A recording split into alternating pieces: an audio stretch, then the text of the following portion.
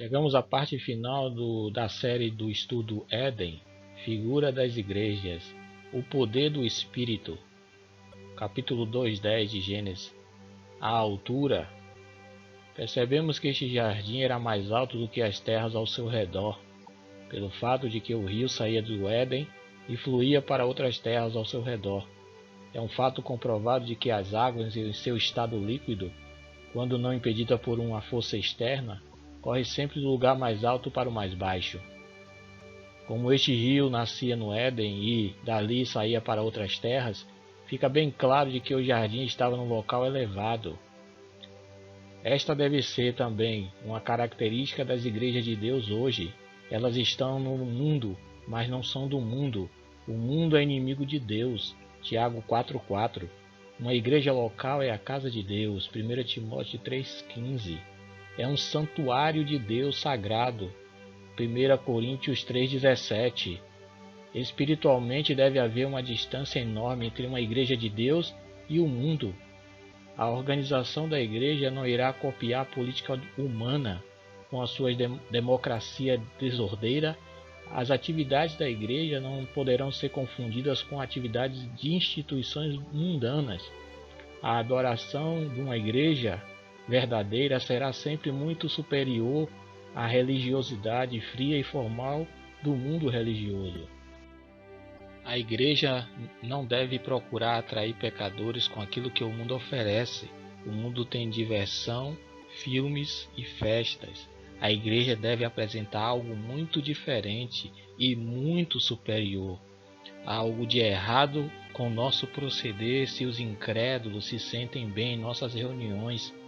Numa reunião onde o Espírito tem liberdade de agir, o resultado será exatamente o contrário. O incrédulo ou indouto é, abre aspas, por todos convencido e por todos julgado, fecha aspas, 1 Coríntios 14:24.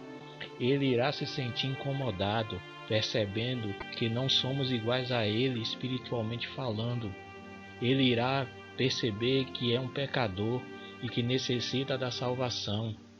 Devemos ser cordiais e amáveis, fazendo com que ele se sinta muito bem-vindo.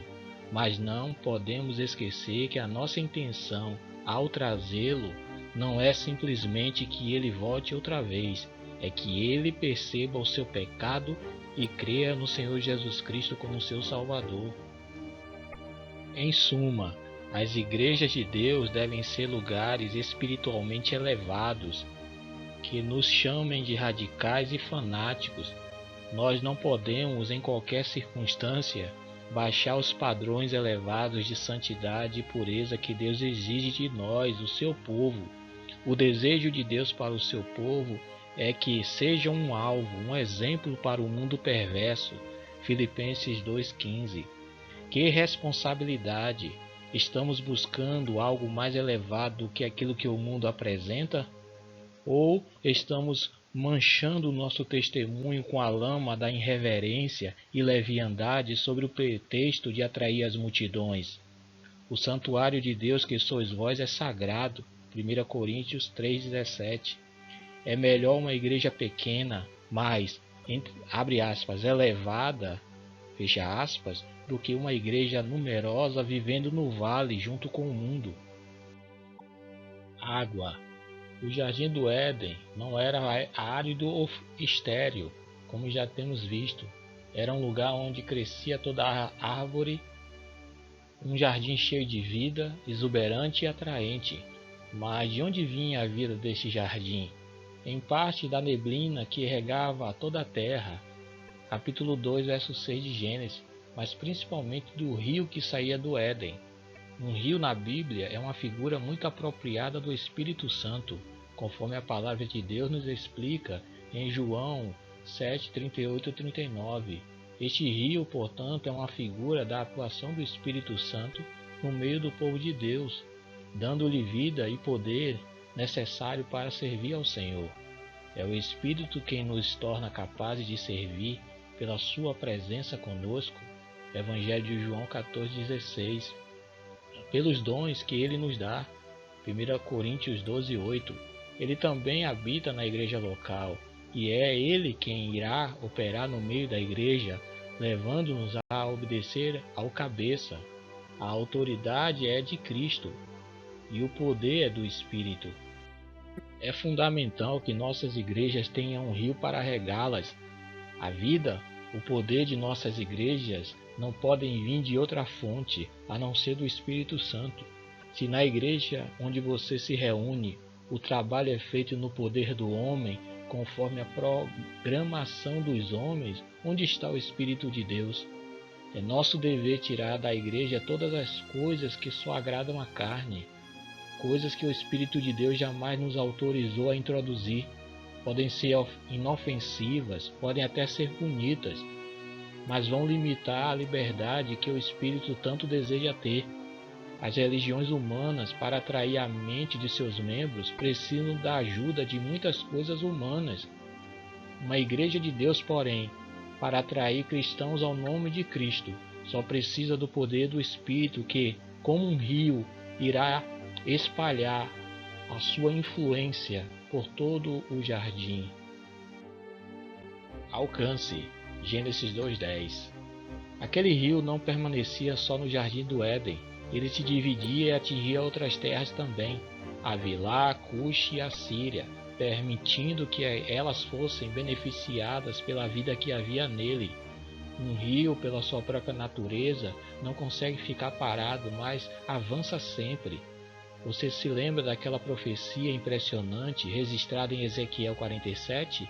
Um rio que, quanto mais se afastava do santuário e quanto mais se aproximava do Mar Morto, mais profundo ficava.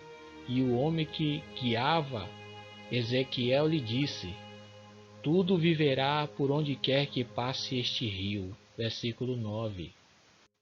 O mesmo deve acontecer com uma igreja local. O poder do Espírito Santo operando nela como um rio não poderá ser escondido do mundo nem trancado dentro de quatro paredes. Quando a igreja manifesta pelo poder e direção do Espírito o senhorio de Cristo, ela irá resplandecer como um luzeiro no mundo. Filipenses 2:15. E outros serão atraídos pelo seu testemunho. A ordem do Senhor aos seus discípulos foi para que avançassem até os confins da terra. Atos 1:8. E o Espírito de Deus deseja estimular-nos a cumprir esta ordem.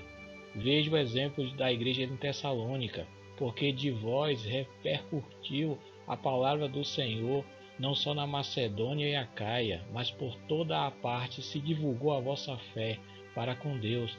1 Tessalonicenses 1:8. Todo cristão sincero deverá estimular esta visão em seus irmãos, desejando expandir, alcançar outras terras que estão secas. Esta não é uma necessidade distante. Muitas vezes a terra mais seca não está do outro lado do planeta, mas no nosso quintal. Na nossa cidade, quantos bairros estão desertos espiritualmente? Perto dali, quantas cidades sem nenhum testemunho conforme as Escrituras? Como seria bom se o Senhor reavivasse em nossos corações o desejo de multiplicar pela divisão. Não divisão contenciosa, isto é sempre obra da carne, mas divisão unida e pacífica. Parece uma contradição, multiplicar pela divisão, dividir com união, mas é a melhor maneira de expandir.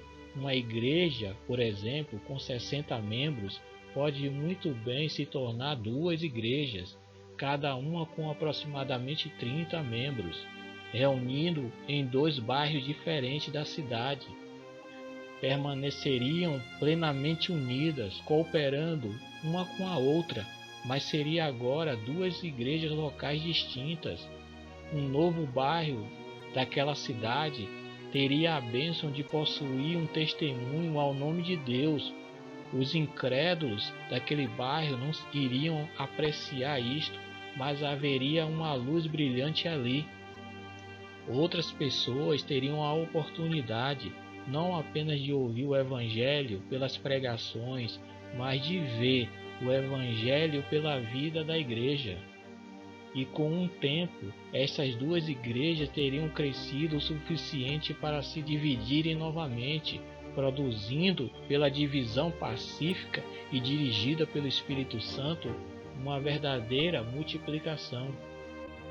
Se estamos gozando das bênçãos do Espírito Santo na nossa igreja, vamos olhar para os lados.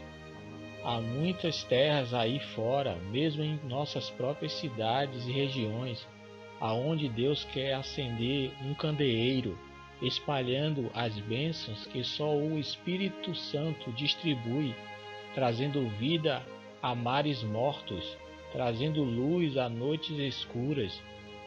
Que o rio que sai do nosso jardim, da nossa igreja, possa dividir em 4, 8, 20 braços, para que todos os cantos desse imenso país possa resplandecer e brilhar a glória de Deus através do testemunho do seu povo. Conclusão: Deus plantou o jardim do Éden para ter nele comunhão com o homem. Adão e Eva abusaram deste privilégio e foram expulsos dali. Depois desta tentativa de comunhão fracassada por culpa do homem, Deus habitava no meio do seu povo, nas habitações construídas conforme as suas instruções, no tabernáculo e nos templos. Hoje, entretanto, não habita o Altíssimo em casas feitas por mãos humanas. Atos 7,48. Pois nesta dispensação ele habita no cristão individualmente, 1 Coríntios 6,19, e na igreja coletivamente, 1 Coríntios 3, 16, 17. Quantas vezes, porém, sentimos que estamos transformando a casa de Deus em nossa própria casa, onde as nossas leis são obedecidas, as nossas pregações são anunciadas, as nossas músicas são apresentadas e a nossa honra é buscada.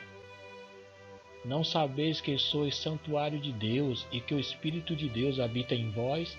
Se alguém destruir o santuário de Deus, Deus o destruirá, porque o santuário de Deus que sois vós é sagrado. Que o Senhor mostre cada vez mais aos nossos corações a santidade, a preciosidade de uma igreja local. É um paraíso de Deus aqui na terra. Que possamos estudar a palavra de Deus para saber como se deve proceder na casa de Deus, que é a igreja do Deus vivo, coluna e firmeza da verdade. 1 Timóteo 3,15. Que o Senhor nos abençoe. Em nome do Senhor Jesus Cristo.